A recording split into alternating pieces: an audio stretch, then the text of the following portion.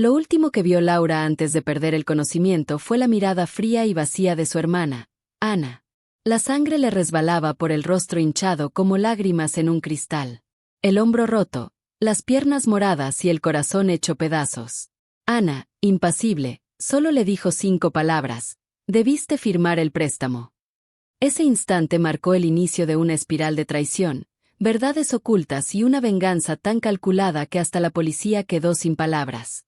Todo comenzó cuando Laura se negó a avalar la hipoteca de Ana y su esposo, un rechazo que desencadenó una serie de eventos que nadie vio venir, transformando a una mujer tranquila en la arquitecta de su propia justicia. Laura Ramírez era la segunda hija de Javier y Marta, un matrimonio humilde que crió a sus hijas con valores de honestidad, esfuerzo y entereza. Mientras Ana buscaba fama, lujo y atención, Laura prefería servir a los demás.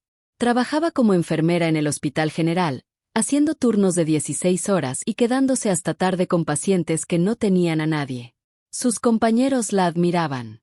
Sus pacientes la querían.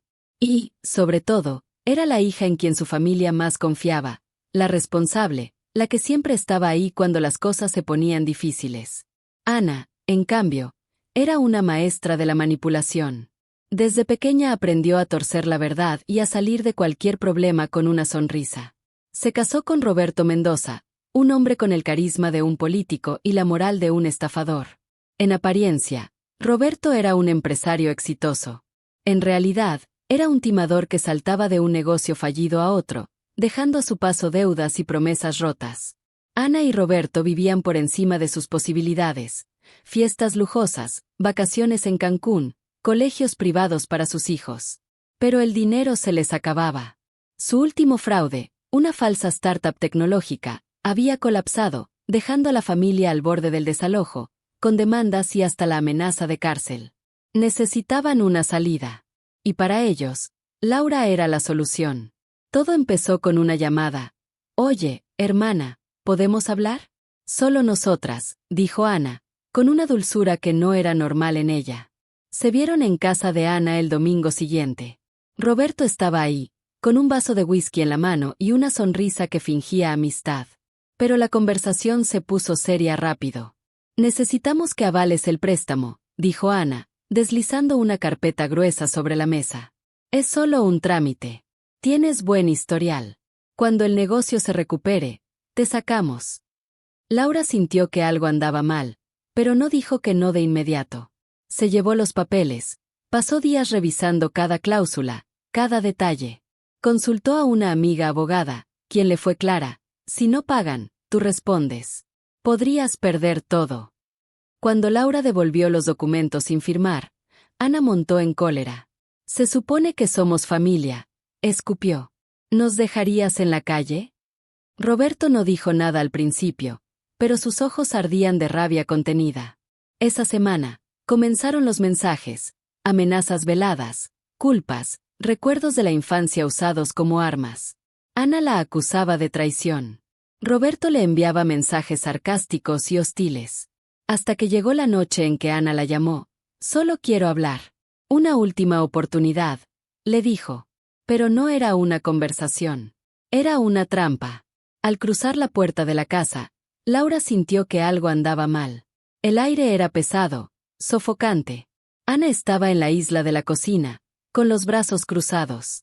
Roberto apareció del pasillo, ya borracho. «Ah, aquí está la traidora de la familia», escupió. Laura intentó irse, pero él le bloqueó el paso. Los gritos se convirtieron en golpes. Todo pasó rápido. Un golpe en la cara que la estrelló contra el mueble de la cocina, el tirón de pelo que le dislocó el hombro con un crujido nauseabundo. Ana no hizo nada. Solo observó. «Debiste firmar el préstamo», repitió, fría. Roberto le dio una patada en las costillas antes de tambalearse hacia la sala. Laura, entre un dolor insoportable, se arrastró hasta la puerta. Afuera llovía. Hacía frío. Cada movimiento era una tortura. Se arrastró por jardines y banquetas, jadeando, sin teléfono, sin ayuda. Después de más de 3 kilómetros, llegó a la casa de sus padres. Cuando su papá abrió la puerta y la vio, rota, ensangrentada, casi inconsciente, gritó como nunca. Laura se desplomó en sus brazos, susurrando solo 2 palabras antes de desmayarse. Ana. Roberto. Pasó 3 días en terapia intensiva, fracturas múltiples, hombro dislocado, contusión cerebral, el cuerpo cubierto de moretones. Pero cuando despertó, estaba serena. Demasiado serena. Sus padres ya habían hablado con la policía. Había fotos, denuncias, pero Ana y Roberto habían desaparecido. Vaciaron sus cuentas, abandonaron su casa y se esfumaron. Parecía que habían planeado su huida con anticipación. Subestimaron a Laura. Ella no solo quería que los atraparan, quería destruirlos. Contactó a Daniel Rojas, un investigador privado conocido por encontrar a quienes nadie más podía rastrear. Exagente de inteligencia, con contactos en varios estados. Daniel siguió su pista. Vivían bajo nombres falsos en un pueblo de Jalisco, fingiendo ser una pareja común. Laura pasó semanas recuperándose. De día, terapia física. De noche, investigaba el pasado de Ana y Roberto. Descubrió que él estaba vinculado a una red de lavado de dinero, usando empresas fantasma. También supo que Ana había estado desviando dinero a una cuenta en el extranjero y tenía un romance con el contador de Roberto. No era solo una traición. Era el derrumbe de todo lo que fingían ser. Laura no atacó con violencia, sino con precisión. Envió paquetes anónimos a Roberto con fotos de Ana y su amante. A Ana, le hizo llegar documentos falsos que probaban que Roberto había transferido todo a su nombre y planeaba huir con otra mujer. La paranoia los carcomió por dentro. Discutían en público. Los vecinos lo notaron. Ana dejó de salir. Roberto volvió a beber sin medida. Luego, Laura filtró un anónimo a la red criminal con la que Roberto trabajaba, insinuando que él los había delatado. Ahora no solo estaba paranoico, estaba aterrado. El golpe final llegó cuando Laura se hizo pasar por una documentalista que buscaba historias de víctimas de abuso financiero. Contactó a Ana con una identidad falsa y un teléfono desechable, ofreciéndole ser la protagonista de su historia de superación. Ana, desesperada por verse como víctima y no como villana, aceptó.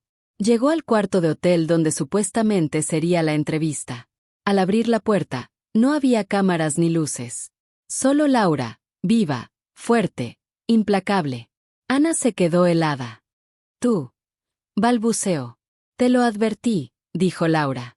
Tuviste una opción. Daniel bloqueó la salida. Laura jugó su última carta. Tengo suficiente para hundirlos a los dos. Registros, fotos, grabaciones. Pero esto es lo que van a hacer. Le entregó una confesión escrita y una lista de contactos. Te entregarás. Declararás. O dejaré que los que Roberto traicionó se encarguen de ustedes a su manera. Ana lloró, suplicó, intentó negociar.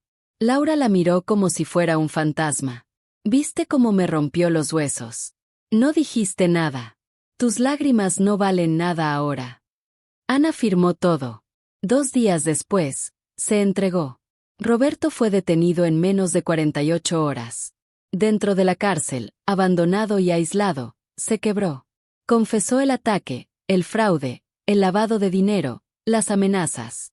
La red criminal, convencida de su traición, lo desamparó. Corrieron rumores de que no sobreviviría a su condena completa. Ana recibió una pena menor por colaborar, pero pasaría años tras las rejas.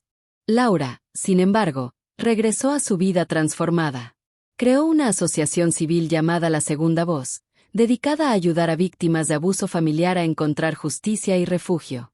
Su historia se difundió en los medios, inspirando a mujeres en todo el país. Una mañana tranquila, recibió una carta del detective a cargo del caso. Dentro, solo decía, caso cerrado. Justicia servida.